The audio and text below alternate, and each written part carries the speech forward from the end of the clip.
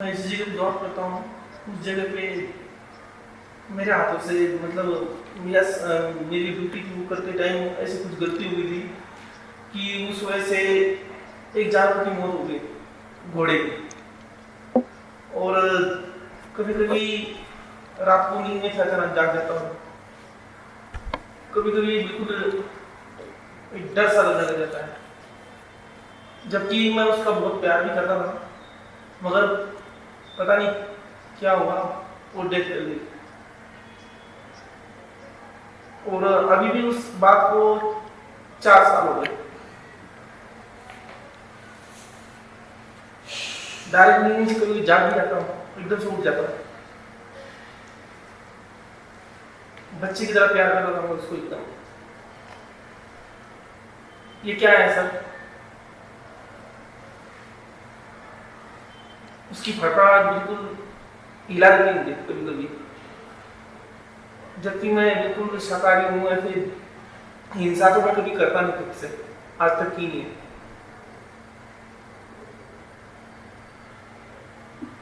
क्या नाम? रूप सिंह।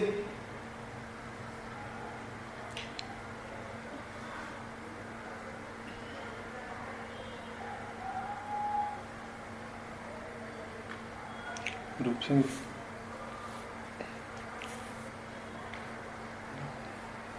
प्राणी के प्रति प्रेम भली बात है, और उससे भी ऊंची बात है प्राणी मात्र के प्रति प्रेम।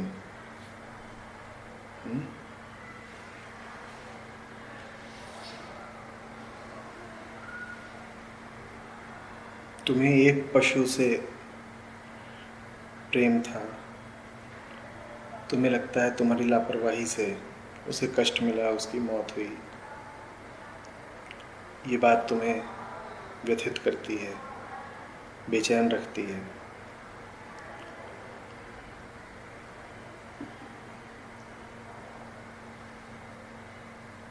पर ये भी तो देखो कि दुनिया में कितने पशु हैं जिनको लगातार वेदना दी जा रही है, जिनकी लगातार हत्या की जा रही है। तुम गिनती नहीं कर पाओगे रोज कितने जानवर इंसान मार रहा है। तुम्हारी कल्पना से बाहर की बात है। जितने जानवर आदमी रोज मार रहा है वो करोड़ों में नहीं, अरबों में है। आदमी रोज अरबों जानवर मार रहा है। मैं सालाना या मासिक आंकड़े नहीं दे रहा हूँ, मैं रोज की बात कर रहा हूँ। और अभी जब मैं जानवर कह रहा हूँ तो इसमें मैंने मछलियों की गिनती नहीं करी है, क्योंकि मछलियों की तो संख्या गिनी भी नहीं जाती, उनका तो वजन गिना जाता है किलो के भाव। जानवरों की संख्या गिनी जाती है। आदमी रोज अरबों जानवर मार रहा है। शायद जिस जीव की मृत्यु तुम्हारे हाथों हुई, असावधानीवश हुई, उसको तुम सम्यक और प्रेमपूर्ण श्रद्धांजलि यही दे सकते हो कि दुनिया में ये जो महापाप चल रहा है, किसी तरह इसको रोकने में, कम करने में योगदान दो। जितनी देर में हमने बात करी है उतनी देर में इतने जानवर काट डाले इंसान ने। बस अभी 4 मिनट हमने बात करी होगी, इस 4 मिनट में इंसान ने इतने जानवर काट डाले कि ये बगल में जो पूरी झील है ये पट जाए उनकी लाशों से। इन 4 मिनटों में आदमी ने अभी अभी इतने जानवर काट डाले।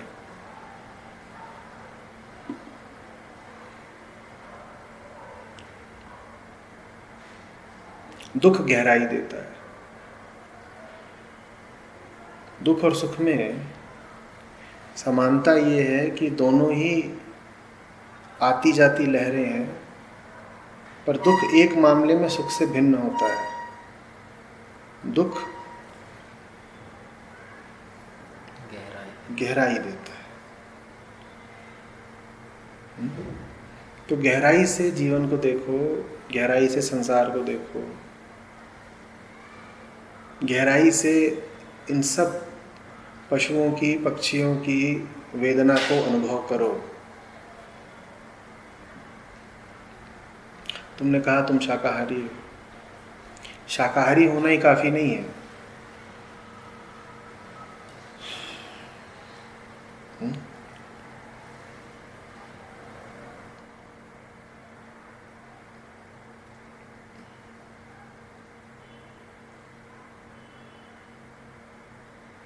जो शाकाहारी भी है वो प्रत्यक्ष नहीं तो परोक्ष तरीके से हिंसा में साझेदार है। उसका अपराध मांस भक्षी जितना बड़ा नहीं है अगर, तो भी वो पूर्णतया निरपराध तो नहीं है।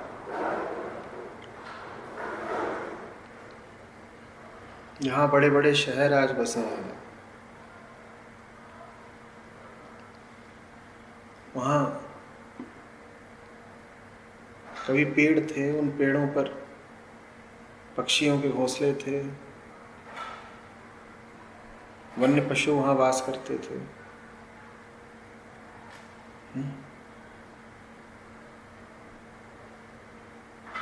समझ रहे? आदमी ने अपनी आबादी तो कर ली है 800 करोड़ की। इन 800 करोड़ लोगों का होना ही हिंसा है। इन्हें हिंसा करनी नहीं है, ये है, ये बात ही हिंसा है। तुम जिस जमीन पर खड़े हो उस जमीन पर भी खड़े होने का क्या वास्तव में हक है तुम्हारा? या उस जमीन पर तुमने बलात् कब्जा कर रखा है? आदमी ने कितनी ही प्रजातियां मार दी, सैकड़ों प्रजातियां विलुप्त कर दी, क्योंकि उसे जमीन चाहिए थी। और जितने लोग हैं उतनी खेती आवश्यक हो गई ना। और खेती करने के लिए जो जमीन चाहिए वो कहाँ से आएगी? तुम जंगल ही तो काटोगे। और जंगल काटने का मतलब वृक्षों मात्र के प्रति हिंसा नहीं होता। वृक्ष किसी का घर होता है। ये जो तुम खेत देखते हो, ये सब पशुओं के, पक्षियों के, तमाम तरह के प्राणियों के खून से सिंचे हुए खेत हैं। खेत खेत ही नहीं होता। खेत एक बड़ा वध स्थल होता है। शहर शहर ही नहीं होता। शहर न जाने कितने जीवों का कब्रिस्तान होता है।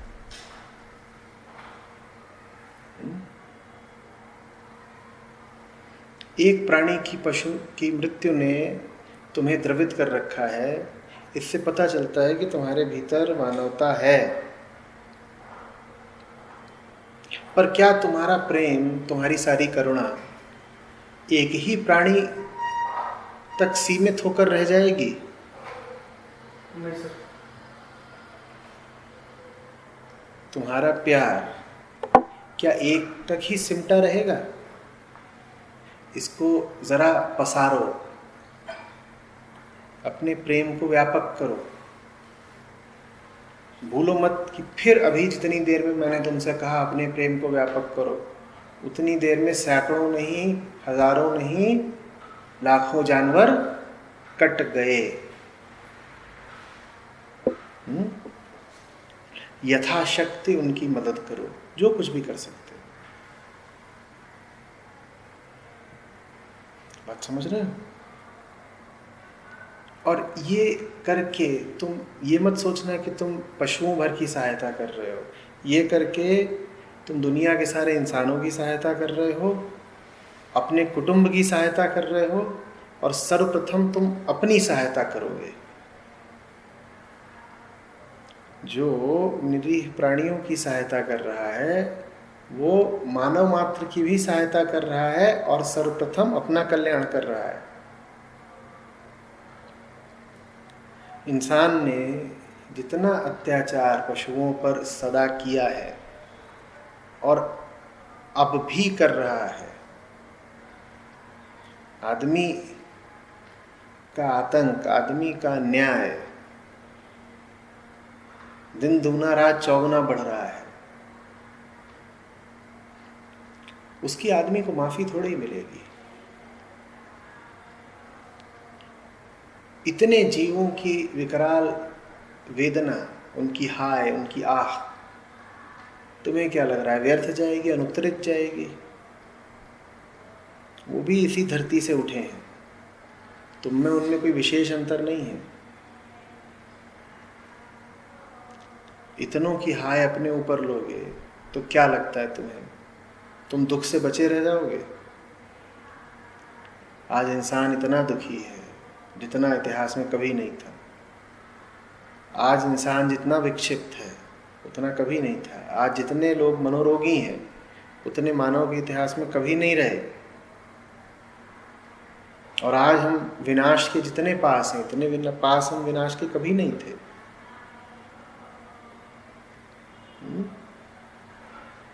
तुम्हें क्या लग रहा है इन सब बातों का कोई लेना देना नहीं है इंसान की हैवानियत से? तुम एक पक्षी को मारते हो, एक निर्दोष पशु को मारते हो,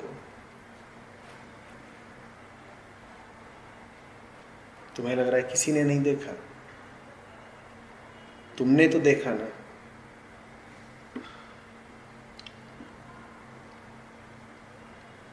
ये पाप भीतर कहीं तुम्हारे लिख गया, ये तुम्हें जीने नहीं देगा।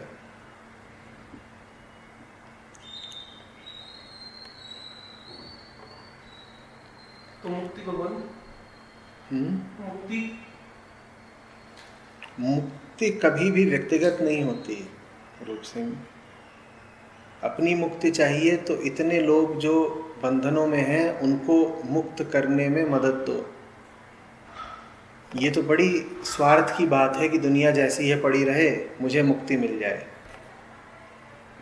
हम सब बंधे हुए हैं आपस में, हम सब संपृक्त हैं। तुम्हें मुक्ति चाहिए तो औरों को मुक्ति दिलवाओ। जितनों को मुक्ति मिलेगी उतनी तुम्हारी मुक्ति की राह आसान होती जाएगी।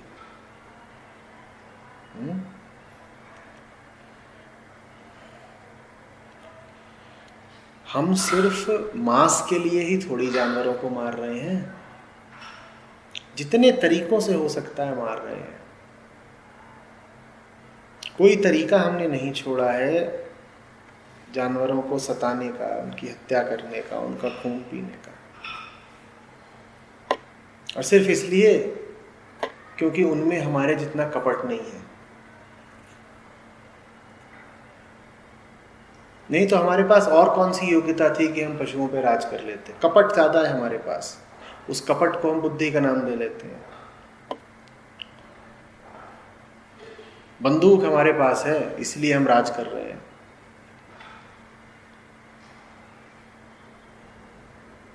और अगर बंदूक तुम्हारे पास है इसलिए तुम राज कर रहे हो जानवरों पर, तो फिर तुम ये क्यों बोलते हो कि जानवरों के यहाँ तो जंगल का कानून चलता है? जंगल का कानून तो यही होता है ना, जिसकी लाठी उसकी भैंस। जंगल का कानून अर्थात बल प्रयोग, जिसके पास बल है वही राजा। तुम भी तो जानवरों पर बल से ही राज कर रहे हो ना। या और कोई कारण है तुम्हारे स्वामित्व का, और कोई कारण है तुम्हारे अत्याचार का? बस यही तो है। तुम बंदूक बनाना जानते हो, बंदूक बनाना नहीं जानते।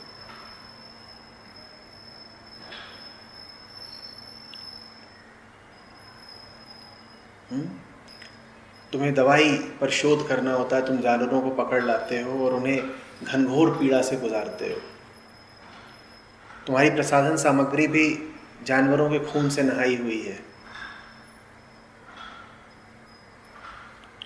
तुम्हारे घर में बच्चा पैदा होता है, तुम खुशी मनाते हो। तुम्हें ये समझ में ही नहीं आता कि एक बच्चे का मतलब होता है कि लाख पेड़ कटे। अब तुम जब बच्चा पैदा करते हो तो क्या उसके साथ साथ जमीन भी पैदा कर देते हो? कहाँ से आएगी उसके लिए ज़मीन, कहाँ से आएगा उसके लिए अन्न, कहाँ से आएगी उसके लिए हवा? क्या ये सब भी तुम पैदा करते हो? वो जो बच्चा पैदा हुआ है उसके लिए ज़मीन आएगी जानवरों की हत्या करके, उसके लिए अन्न आएगा जानवरों की हत्या करके।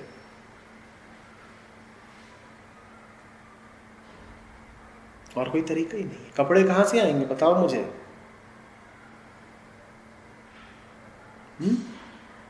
घर कहाँ से आएगा?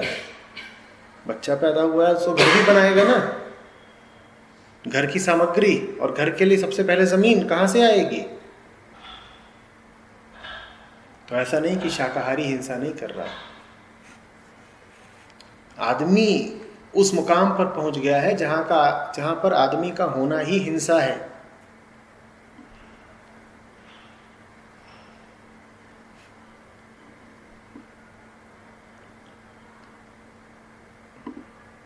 जाओ अभी देखो उत्तराखंड में वाहनों के चलने के लिए सड़क चौड़ी की जा रही है, उसके लिए देखो कितने लाख पेड़ कट रहे हैं, देखो जाकर। अब तुम कहोगे हमने क्या किया? हमने तो किसी जानवर को मारा नहीं, पर ये सड़क निकाली जा रही है, तुम्हें कुछ ख्याल है कि इससे कितने जानवर मर रहे होंगे, कितनों का घर तबाह हो रहा है?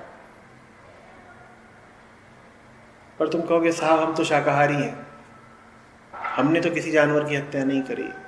तुमने प्रत्यक्ष रूप से नहीं करी, पर परोक्ष रूप से तुम भी शामिल हो इस रक्तपात में, और बहुत पाप लग रहा है। इसीलिए आदमी के आज चेहरे पर नूर नहीं है, इसीलिए हम जिंदा तो हैं पर हम में प्राण नहीं है।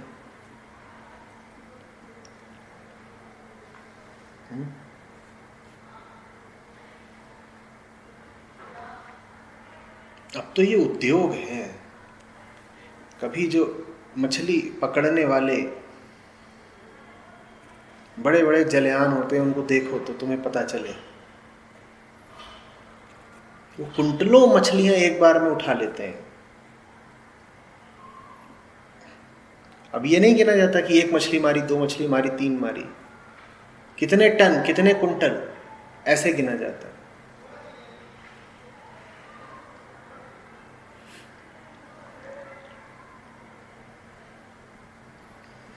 उद्योग है। तुम्हारे सामने तो डब्बा आता है, डब्बा, मांस का डब्बा आता है, और तुम्हें बुरा भी नहीं लगता, क्योंकि वो मांस का डब्बा वैसा ही है जैसे किसी ने आलू छीन करके और आलू भर दिया हो, उबला हुआ आलू। तो जैसा उबला हुआ आलू तुम्हें लगता है, वैसे ही तुम्हें मांस लगता है। वो आता है, तुम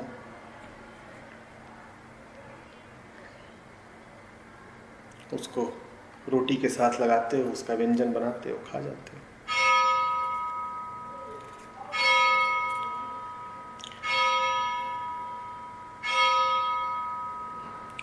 हिंसा का औद्योगिकरण हो चुका है।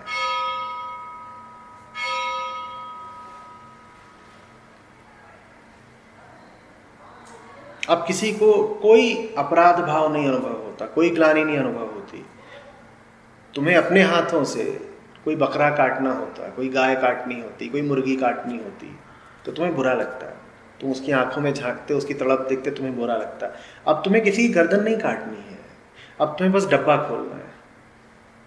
डब्बा खोलोगे, मांस निकाल लोगे। जैसे डब्बा खोल के कोई बिस्कुट निकालता है, वैसे डब्बा खोल के कोई तेल निकालता है, वैसे डब्बा खुला, मांस बाहर आया।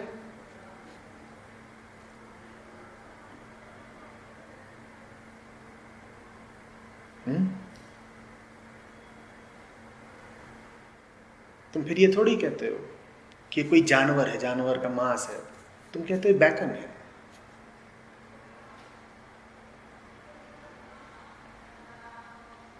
उसको लगाया सैंडविच में और खा गए, स्वाद भी ठीक है। पूरा ध्यान रखा जाता है कि उसका स्वाद अच्छा रहे। तुम इतनी बुद्धि भी नहीं लगाते कि किसी पेड़ से अगर तुम फल तोड़ो तो ये एक सुंदर अनुभव होता है, क्योंकि पेड़ ने फल तुम्हारे लिए ही तैयार किया है। तुम पेड़ से फल लेते हो, ये बात पेड़ के हित में है, तुम उससे फल लोगे तो फल के बीज दूर दूर तक फैलेंगे और पेड़ अनगिनत फल पैदा करता है। तुम नहीं खाओगे तो वो फल जमीन पर गिरेंगे। और तुम जानते हो कि पेड़ के नीचे नया पेड़ नहीं पैदा हो सकता, वो बीज व्यर्थ जाएंगे। तो सुंदर बात है जब तुम पेड़ से फल ले लेते हो। कुछ हद तक तब भी ठीक है जब तुम पेड़ से पत्तियां ले लेते हो, नई पत्तियां आ जाएंगी, पुरानी पत्तियां तो वैसे भी झड़ती हैं। लेकिन जब तुम किसी प्राणी की हत्या करते हो तो एक बिल्कुल दूसरी बात है। तुम्हारे सामने अगर डब्बा बंद सेब आए तो उससे बेहतर बात होगी कि अगर तुम अपने हाथों से सेब के पेड़ से सेब तोड़कर खाओ। होगी कि नहीं? तुम्हारे सामने डब्बा बंद सेब आया, उससे बेहतर होगा कि तुम पेड़ पे जाओ और अपने हाथों से ताजा सेब तोड़कर खाओ। लेकिन तुम्हारे सामने मांस आया है डब्बे में बंद, मान लो सुअर का मांस आया है, और तुमसे कहा जाए साहब छोड़िए, क्यों आप डब्बा बंद सुअर का मांस खा रहे हैं? ये लीजिए, हम आपको एक ताजा सुअर देते हैं, इसको अपने हाथों से मारिए और खाइए। जैसे पेड़ से ताजा सेब तोड़कर खाया जाता है, वैसे ही मैं आपको ये ताजा जिंदा सुअर दे रहा हूं, इसको अपने हाथों से मार के खाइए। बोलिए कितने लोग मार के खाने को राजी होंगे? बोलिए। पहली बात तो आप राजी नहीं होंगे, दूसरी बात आप राजी हो भी गए तो सुअर को मारना इतना आसान नहीं। जितने भी मांसाहारी पशु हैं जो प्रकृतिगत रूप से मांसाहारी हैं, उन पशुओं को प्रकृति ने ही लंबे दांत दिए हैं, बलशाली हाथ दिए हैं, चौड़े और नुकीले नाखून दिए हैं, जिनसे कि वो वध कर सकते हैं। ये प्राकृतिक व्यवस्था है कि जिन्हें मांस ही खानी है, उनके पास देह ऐसी है कि वो वध भी कर पाए। क्योंकि मांस अगर आपको खानी है तो वध तो करना पड़ेगा ना। क्या तुम्हारा शरीर ऐसा है कि तुम वध कर सकते हो? बोलो, किसी सुअर को मार सकते हो? या अभी मैं यहां पर एक गाय छोड़ दूं या सांड छोड़ दूं या एक मस्त बकरा ही छोड़ दूं, मार लोगे उसे नंगे हाथों से? मार लोगे क्या? न तो तुम में मारने की ताकत है, न ही तुम्हारा मारने का जी करेगा। हां, जब मांस डब्बा बंद होता है तो तुम खा लेते हो, सिर्फ इसलिए खा रहे हो क्योंकि सब काम छुपा छुपी में चल रहा है। वो हत्याएं तुम्हें दिखाकर नहीं की जा रही, वो हत्याएं बंद कमरों में की जा रही हैं, किसी फैक्ट्री में की जा रही हैं।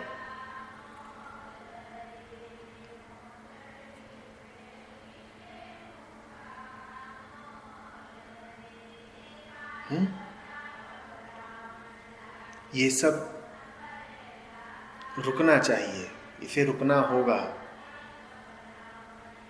और तुम्हारे भीतर मैं कह रहा हूं, जीव मात्र के लिए अगर जरा भी करुणा है तो योगदान दो इन सब बातों के बारे में जागरूकता फैलाने में, लोगों को चैतन्य करने में और ये महापाप रोकने में।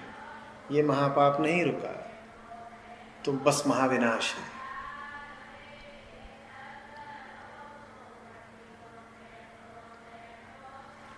समझ रहे हो?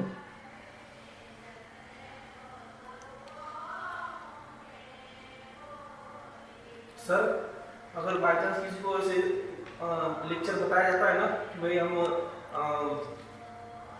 मांस मछली नहीं खाना, और उनको इसे बताया जाता है तो वो ये बोलते हैं कि अगर हम नहीं खाएंगे तो गली गली में बकरे और सांड घूमेंगे।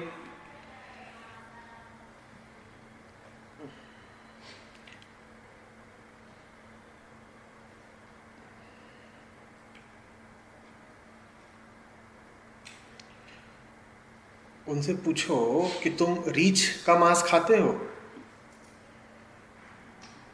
जो लोग कहते हैं कि अगर हम नहीं खाएंगे तो गली गली में बकरे मुर्गे और सांड घूमेंगे, उनसे पूछो कि तुम रीछ का मांस खाते हो? और अगर तुम रीछ का मांस नहीं खाते तो क्या गली गली में रीछ घूम रहे हैं? बोलो, ऐसा होता है क्या? प्रकृति अपनी सुंदर व्यवस्था खुद बनाकर रखती है। आदमी तो कुछ मुट्ठी भर जानवरों का ही मांस खाता है, वही उसके पसंदीदा है कि इनको खाऊंगा। 10, 15, 30, 40, 50 उसने प्रजातियां पकड़ रखी हैं, उन्हीं को मारे जा रहा है, मारे जा रहा है, मारे जा रहा है। जिन प्रजातियों को तुम नहीं मार रहे, क्या उनकी संख्या अनियंत्रित हो गई है? क्या वो हर जगह घूमती दिखाई दे रही हैं? क्या उन्होंने तुम्हारे नगरों पर धावा बोल दिया है? क्या वो भीड़ बनकर तुम्हारे ऊपर टूट पड़े हैं? हिरण तो नहीं खाते तुम, तो क्या हिरण गली गली घूम रहे हैं? प्रकृति का सुंदर संतुलन है। किसी भी प्रजाति की संख्या एक सीमा से प्रकृति स्वयं ही नहीं बढ़ने देती। आदमी शेर तो नहीं खाता ना, तो गली गली शेर घूम रहे हैं, पेड़ों पे शेर लटके हुए हैं, घरों के अंदर शेर दुबके हुए हैं, जहां जाओ वहां शेर नजर आ रहे हैं क्या? तो ये अपने उपद्रव को छुपाने वाला मूर्खतापूर्ण तर्क है कि अगर मैं नहीं खाऊंगा तो इनकी तादाद बढ़ जाएगी। जानते हो ना मुर्गे कैसे खाते हो तुम? मुर्गे कृत्रिम रूप से पैदा किए जाते हैं ताकि तुम उन्हें खा सको। इतने मुर्गे तो अस्तित्व में स्वयं पैदा भी नहीं हो रहे जितने मुर्गों को खाने की तुम्हारी भूख है। मुर्गे जबरदस्ती पैदा किए जा रहे हैं, फार्म है मुर्गों को पैदा करने वाले। यहां तो हालत यह है कि तुम इतना खा रहे हो कि जितने प्राकृतिक रूप से पैदा हो ही नहीं रहे, और तर्क तुम उल्टा दे रहे हो। तुम कह रहे हो अगर हम नहीं खाएंगे तो इनकी भीड़ बढ़ जाएगी। भीड़ तो छोड़ दो, तुम इतना खा रहे हो कि उन बेचारों की प्रजाति समाप्त हो जाए। और कितने ही जानवर आदमी ने खा खा के उनकी प्रजातियां ही खत्म कर दी। तुम्हें मुर्गा खाना होता है तो अरबों मुर्गे रोज फार्मों में पैदा किए जा रहे हैं, सिर्फ इसलिए कि तुम उन्हें खा सको, उनकी हत्या कर सको। तो ये बेवकूफ़ी भरा तर्क है। ये तर्क अनैतिक तो है ही, बुद्धिहीन भी है। ये तर्क देने वाला आदमी अनैतिक भी है, अधार्मिक भी है और अतार्किक भी है। उसे तर्क देना भी नहीं आता, निर्बुद्धि है।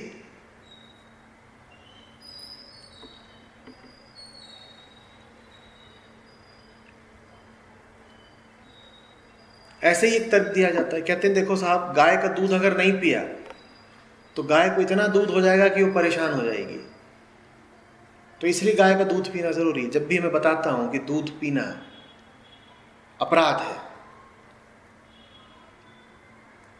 और गाय के दूध का उद्योग और गाय के मांस का उद्योग बिल्कुल मिले जुले हैं।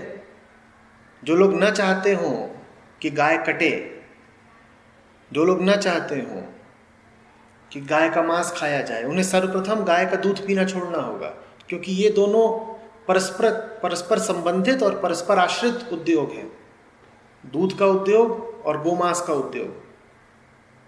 तो कहते हैं देखिए साहब, दूध पीना तो जरूरी है, दूध को हम अपने स्वार्थ के लिए नहीं पीते, क्योंकि अगर हमने गाय का दूध नहीं पिया तो गाय उस अतिरिक्त दूध का करेगी क्या? कोई प्रजाति है स्तनधारियों की जिनको अतिरिक्त दूध होता हो, हर प्रजाति में उतना ही दूध होता है तकरीबन, कुछ अपवादों को छोड़ करके, कि जितना बच्चे को चाहिए उतना उसकी माँ को दूध होता है। हिरण के छौने को जितना चाहिए उतना दूध हिरणी को हो जाएगा। हाथी के शावक को जितना चाहिए उतना दूध हथिनी को हो जाएगा। ऊंट के बच्चे को जितना दूध चाहिए उतना दूध ऊंटनी को हो जाएगा। और हर प्राणी का दूध अलग अलग होता है, क्योंकि हर प्राणी के बच्चे की आवश्यकता अलग अलग होती है। ऊंटनी के बच्चे को वही दूध चाहिए जो ऊंटनी को होता है। ऊंटनी के बच्चे को हाथी का दूध पिलाओगे तो बात नहीं बनेगी। इसीलिए तो दूध अलग अलग तरीके के हैं, क्योंकि सब प्रजातियां अलग अलग हैं। आदमी अकेला है जिसे हर दूसरी प्रजाति का दूध पीना है, और ज्यादातर लोग दूध पीते हैं भैंस का, इसीलिए ज्यादातर लोगों की बुद्धि हो जाती है भैंस जैसी। आदमी के बच्चे को जितना दूध चाहिए उतना उसकी माँ को आता है। आदमी का बच्चा कितने दिन तक दूध पीता है? हद से हद 2 साल तक, कम से कम 4-6 महीने तक। 6 महीने से लेकर 2 साल तक आदमी का बच्चा दूध पीता है। उतने दिन तक तो उसकी अपनी माता को दूध आता है। और तुम कह रहे हो गाय का दूध नहीं लिया तो गाय परेशान हो जाएगी। गाय को जबरदस्ती अतिरिक्त दूध काहे को आएगा भाई? गाय को उतना ही दूध आता है जितना उसके बछड़े को चाहिए। तुम जो दूध पी रहे हो बछड़े के हिस्से का है। तुम उस नन्हे के बछड़े के मुंह से छीन करके दूध पी रहे हो। और यहाँ बड़े बड़े 70-70, 80-80 साल के लोग बछड़े के हिस्से का दूध छीन करके पिए जा रहे हैं, और वो अपने आप को धार्मिक भी बोलते हैं और पुण्यात्मा भी बोलते हैं। तुम इससे बड़ा पाप कोई कर सकते हो कि महीने भर की उम्र का बछड़ा है और तुम हो 50 साल के हुड़दंग, और तुम उस नन्हे बछड़े के मुंह से दूध छीन करके पी रहे हो।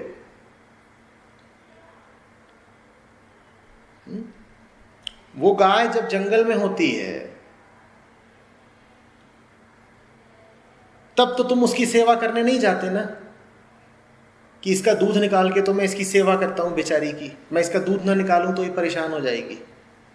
तो फिर तो जितनी गायें जंगल में होती होंगी वो सब बहुत परेशान हो जाती होंगी, क्योंकि वहां तो उन्हें तुम्हारी सेवा की प्राप्ति हो ही नहीं रही। तुम बड़े सेवक हो गायों के। और ये बड़ा तर्क सुनने को मिलता है कि गाय का दूध लेकर के तो हम गाय की सेवा करते हैं, नहीं तो गाय तकलीफ अनुभव करेगी। इतना सारा दूध करेगी क्या उसका? जंगल की गाय क्या करती है अपने दूध का?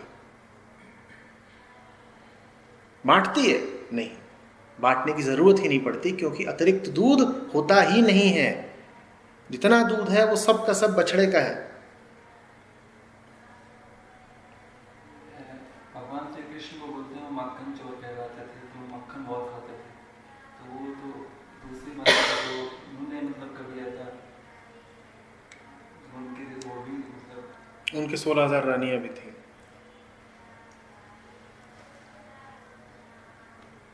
उन्होंने एक उंगली से पर्वत भी उठा लिया था। तुम वो सब भी करो।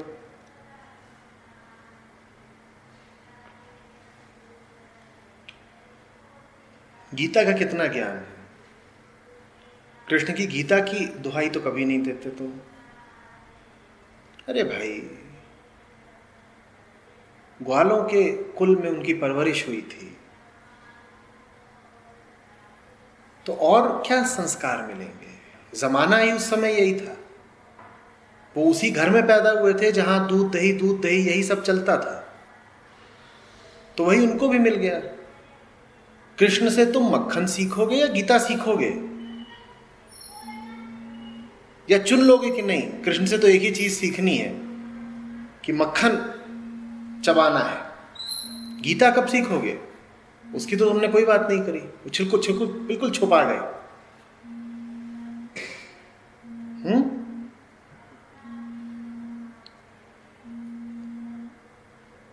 गोपियां नहा रही थी, कृष्ण गए और नहाती स्त्रियों के कपड़े लेके भगे और छुपा दिए। तुम भी करो ये, जेल पहुंच जाओगे।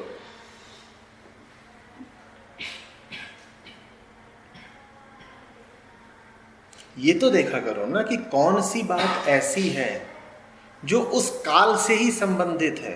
उस काल के बाद उस बात का कोई महत्व नहीं रह गया। और कौन सी बात ऐसी है जो सर्वकालीन है, कालातीत है, जो हर समय में उपयोगी है? कृष्ण मक्खन खाते थे, ये उस काल की बात है, ये उस समय, उस स्थान, उस परिस्थिति की बात है, उस समाज की बात है। ये उस समाज की बात है। ये समय ऐसा था कि वो मुरली बजाते थे, इस समय ऐसा था कि वो रथ चलाते थे। तुम भी रथ पे चला करो। कहां से आए, कहां के रहने वाले हो? मध्य प्रदेश में आबू में जॉब है। तो इस हॉल तक कैसे आए? रथ पे आए हो? अरे कृष्ण तो रथ पे चलते थे। पर जिस परिप्रेक्ष्य में बात चल रही होती है तो उसी परिप्रेक्ष्य में अरे एग्जाम्पल भी होता है। तुम उदाहरण दे रहे हो एक पुराने व्यक्तित्व का, तो ये भी तो देखो ना कि वो जो कुछ कर रहा था वो समय सापेक्ष था, वो उस समय की बात थी। वो मोर मुकुट लगाते थे, तुम चलो मोर मुकुट पहन के और मक्खन खाते हुए।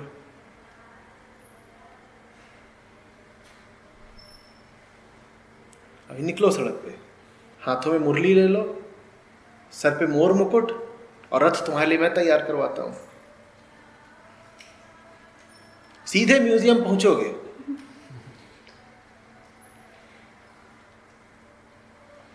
अजायब घर, नया अजूबा है। हाँ, तुम गीता का पाठ करोगे तो तुम कभी अजायब घर नहीं पहुंचोगे। गीता समय के पार की बात है, गीता हर समय के लिए है। गीता आज से हजारों साल बाद भी नई, अनूठी, पूजनीय रहेगी। ये मक्खन वगैरह सब पीछे छूट जाएगा। इसकी बात बस उस समय की थी, समझो, जैसे कि रथ उस समय का था। आज का कृष्ण क्या रथ पे चलेगा?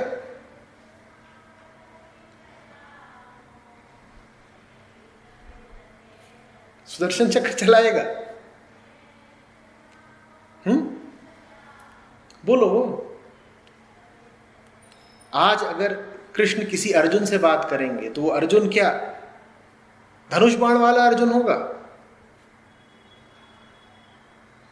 तो ये सब बातें तो समय के साथ बदलती हैं। उस समय धनुष बाण थे, आज बंदूकें हैं, कल कुछ और होगा। इन चीजों पे ध्यान नहीं देते कि तुम कहने लग जाओ कि धनुष बाण में बड़ी पवित्रता है, और धनुष बाण तब चलते थे तो आज भी चलने चाहिए और भविष्य में भी चलने चाहिए ना। ये चीजें तो वक्त के साथ बदलती हैं। जो चीज वक्त के साथ बदलती है उस पर ध्यान नहीं देते। ध्यान उस पर देते हैं जो वक्त के साथ नहीं बदलता है। गीता है जो वक्त के साथ नहीं बदलेगी, गीता पर ध्यान दो। बाकी सब आनी जानी चीजें हैं, समय सापेक्ष है, उनको छोड़ो पीछे।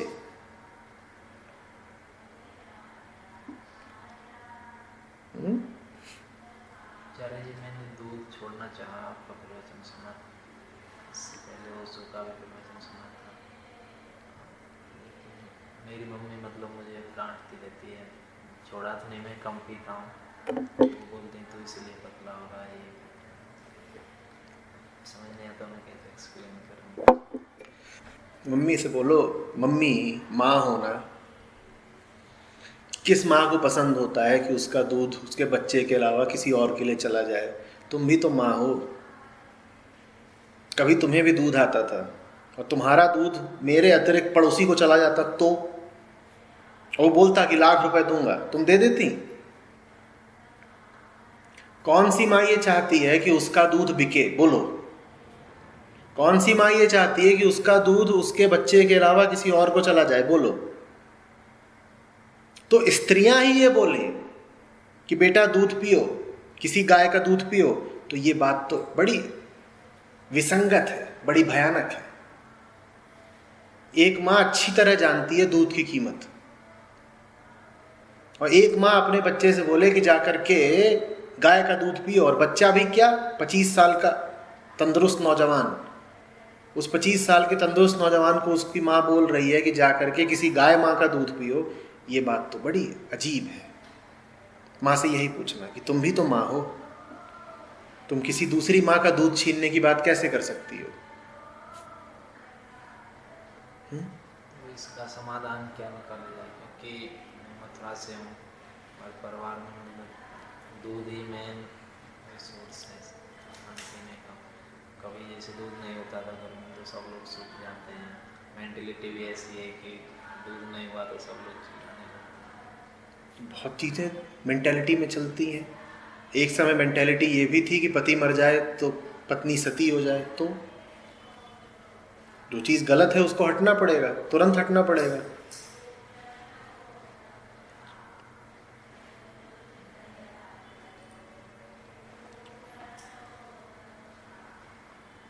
विज्ञापन में भी दिखाते हैं ना कि बच्चे देखते हैं दूध में कैल्शियम है, नहीं तो बोन्स आपके वीक हो जाएंगे। ये सारा अत्याचार कराने में दो का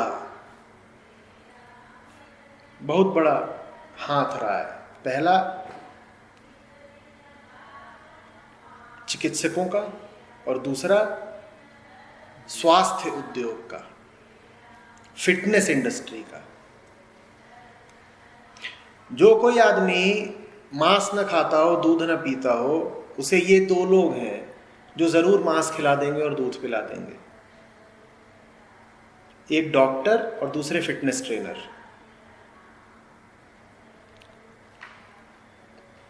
तुम जाओ डॉक्टर के पास, पहली चीज आप चिकन सूप पीजिए, और तुम जाओ किसी स्पोर्ट्स इंस्ट्रक्टर के पास या जिम ट्रेनर के पास, तुरंत कहेगा अरे तुम चिकन नहीं खाते, तुम क्या खेलोगे, तुम क्या शरीर बनाओगे। सबसे पहले तुम चिकन खाओ। तुम्हारा शरीर बने ना बने, एक चीज पक्की हो जाएगी कि तुम मुर्गा खाना शुरू कर दोगे। बकरा कटने लग गया, शरीर तो बहुत कम लोगों का बनता है, हाँ बकरे का कटना पक्का हो जाता है।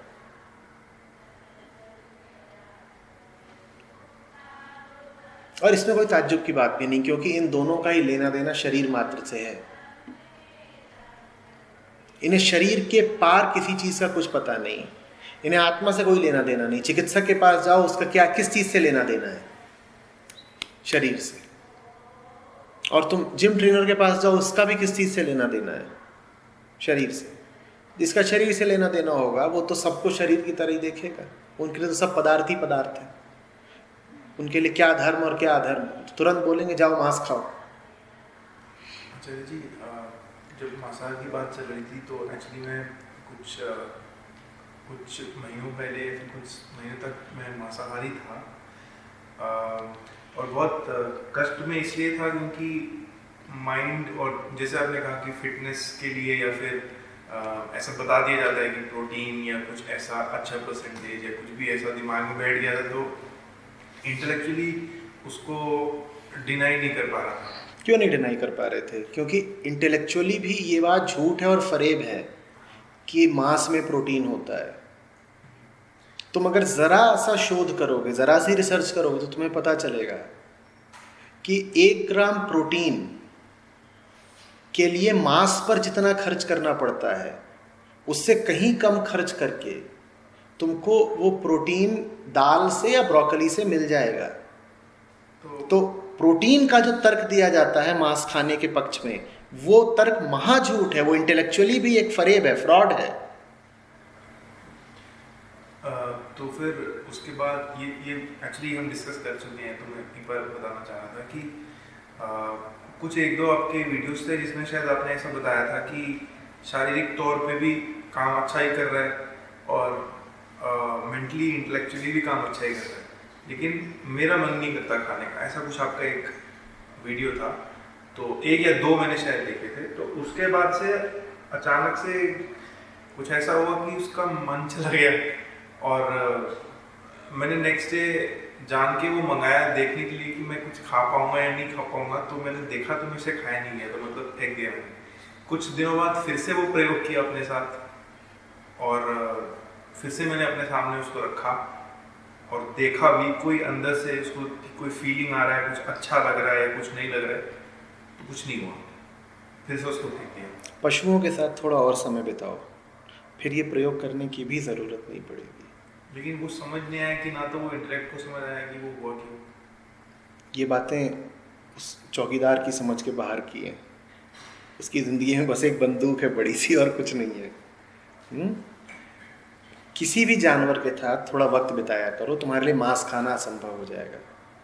अब वैसे नहीं हो रहा है, मतलब एक पर ये आदत लौट के आ सकती है। कुत्ते के साथ, खरगोश के साथ, किसी पक्षी के साथ। पक्षी के साथ मत बिताना, क्योंकि पक्षी के साथ समय बिताने के चक्कर में तुम उसे कैद कर लेते हो, तो पक्षियों को माफ़ी करो। किसी भी पशु के साथ थोड़ी दोस्ती करो, तुम्हारे भीतर कुछ ऐसा जगेगा जो बहुत दिनों से सोया पड़ा है। मैं तो मानता हूँ इंसान की इंसानियत पूरी ही नहीं हुई जब तक उसकी किसी जानवर से दोस्ती ना हो। जब तक कोई जानवर तुमको बहुत ही प्यारा ना हो जाए, तब तक समझ लो कि तुम्हारी इंसानियत में अभी खोट है। जब तक किसी जानवर से तुम्हारा रिश्ता ऐसा ना हो जाए कि तुम उसके लिए रो सको, तब तक समझ लेना कि अभी तुम पूरे इंसान नहीं।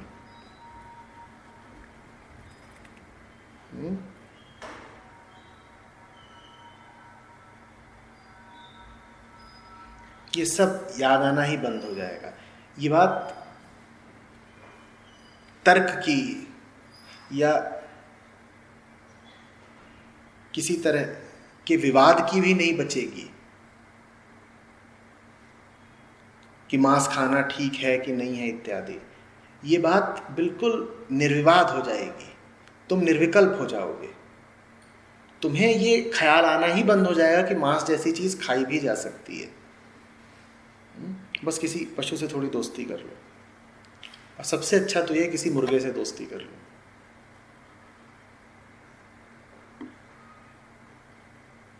हमारे पास होता था बोधस्थल में जीतू मुर्गा,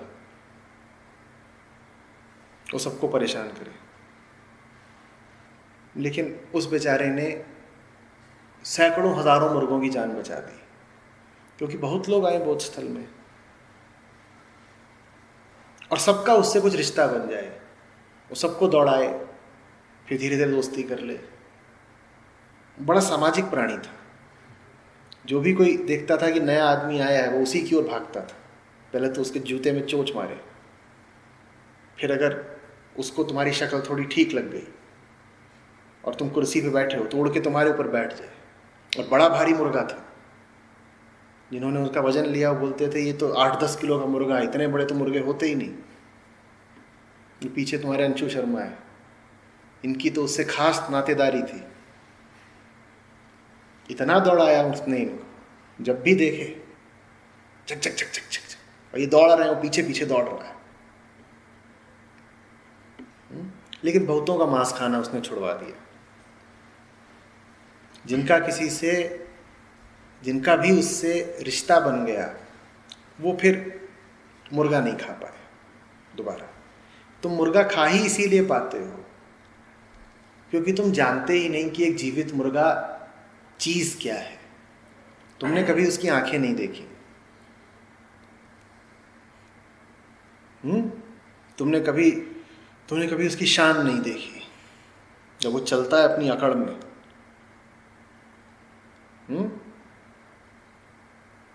कलगी का मुकुट पहन करके, तो तुम्हें पता चलता है कि इसमें भी कुछ खास बात है। मुश्किल हो जाता है। आदमी कट गया है ना बिल्कुल प्रकृति से। हर चीज एक डब्बाबंद पदार्थ है उसके लिए।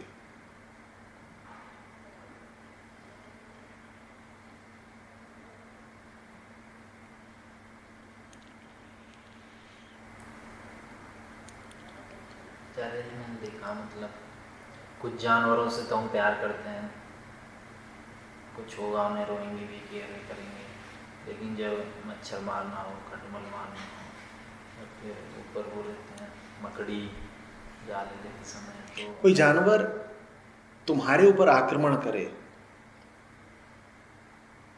तो तुम्हें हक मिल जाता है कि सबसे पहले उसे हटाओ, भगाओ, अपनी रक्षा करो। और वो फिर किसी भी तरह ना मानता हो तो तुम्हें फिर ये भी हक है कि उसका वध भी कर दो। ठीक वैसे जैसे अगर कोई आदमी तुम्हारे ऊपर टूटा ही पड़ता हो तुम्हें नुकसान पहुंचाने की नीयत से, तुम्हें मारने की नीयत से, तो तुम्हें हक मिल जाता है कि तुम उसको नुकसान पहुंचा सकते हो। कोई मच्छर अगर बार बार तुम पर आक्रमण कर रहा है तो अपनी रक्षा में फिर तुम्हें हक है कि तुम पलटवार कर दो। लेकिन जानबूझ नहीं कर रहा, निर्दोष है तो बेटर कि हम मच्छर। तुम भी तो निर्दोष हो, तुम भी तो निर्दोष हो, और तुम मच्छर के पास मच्छर का नुकसान पहुंचाने नहीं गए थे। तुमने कुछ अपराध किया था क्या कि मच्छर तुम पे आक्रमण कर रहा है?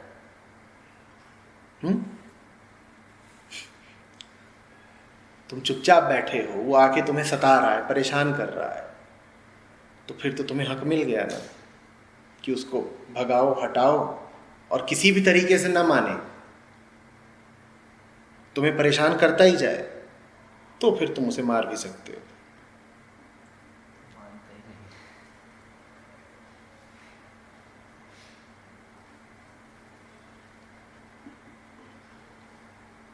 कोई कुत्ता तुम मारो, इसकी सलाह मैं तुम्हें कभी नहीं दूंगा, पर कुत्ता पगला गया है और तुम्हें काट खाने के लिए बिल्कुल आतुर है, तो एक बिल्कुल अति की स्थिति जब हो जाए तो मैं कहूँगा मार सकते हो उसको, क्योंकि अब जो कुछ भी तुम कर रहे हो वो अपनी प्राण रक्षा में कर रहे हो। अब तुमने जो किया वो गलत नहीं है। घर में मकड़ियाँ हो जाती हैं। क्यों मारते हो उनको? अधिक से अधिक बाहर भगा दो। मकड़ी, छिपकली, ये सब मारने की ज़रूरत क्या है? तुम्हें उनसे बहुत तकलीफ हो रही है तो उनको भगा दो। उनको वैसे भी कोई शौक नहीं है कि वो तुम्हारे ही घर में रहेंगी, वो तो कहीं भी घर बना लेती हैं। मारने की क्या आवश्यकता है? दूसरी बात, उनको पता भी नहीं कि वो घर तुम्हारा है, क्योंकि उनके संसार में कोई जगह किसी की व्यक्तिगत संपत्ति होती ही नहीं। उनके लिए तो पूरा संसार ही घर है। तो उनको तो पता भी नहीं था कि वो जिस दीवार पे आकर बैठ गई हैं उसको तुम अपना घर बोलते हो, तो भगा तो बोलो जा, वो चली जाएगी। पर मारने की क्या आवश्यकता है? मच्छर को भी मारने की क्या आवश्यकता है? जहां तक हो सके उसको भगा दो।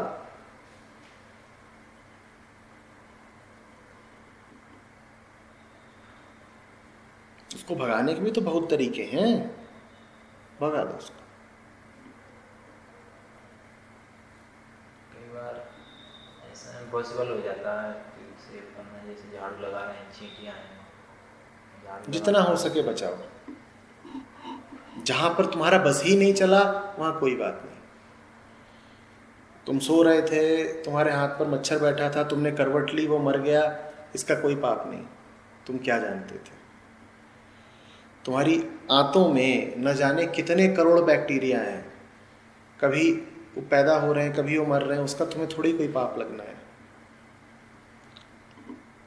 तुम सांस ले रहे हो, और सांस लेते वक्त छोटे छोटे जीव तुम्हारी श्वास के साथ भीतर जा रहे हैं, वो तुम्हारे नाक के बाल में उलझ के मर गए, वो तुम्हारे म्यूकस में उलझ के मर गए। ये तुमने पाप थोड़ी ही कर दिया कोई, क्योंकि इसमें तुम्हारा कोई योगदान नहीं है, तुम्हारी कोई नीयत नहीं है।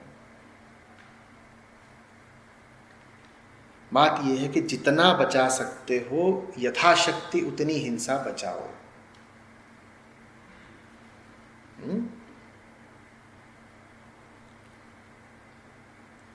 किसी दूसरे पे उपकार नहीं कर रहे, अपने लिए अच्छा कर रहे हो अगर उसके प्राण बचा दिए।